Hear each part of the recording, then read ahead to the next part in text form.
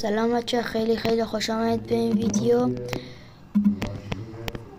امیدوارم از این ویدیو خیلی خوشتون بیاد. از این ویدیوها بازم براتون ساختم. لایک های این ویدیو به بالای 8 تا رسوندید، دمتون گرم.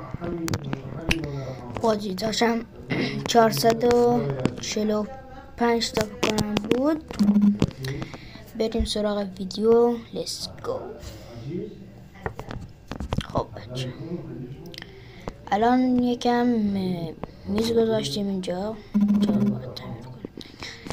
اینجا یه ذره میز و صندلی اینا گذاشتیم. الماس برداریم بهتر است. خب الان مثل این که بینید داریم سفارش مردم میرسونیم. خب بذار به ماشینا هم برسه.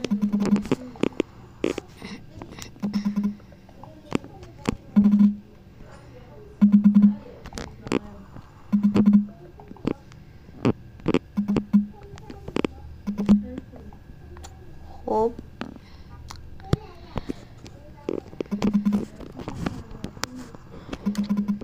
بچه اگر دوباره از این ویدیوهای خفن میخواین ویدیو رو به بالای لایکاشو به بالای 9 تا برسونید که براتون از این ویدیوها درست کنم.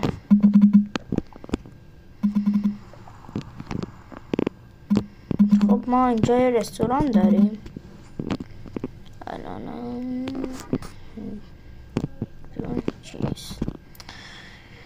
خب یه رستوران داریم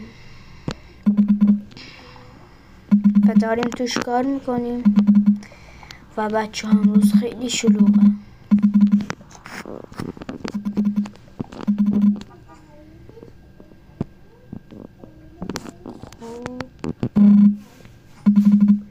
از پولا صندلی جدید.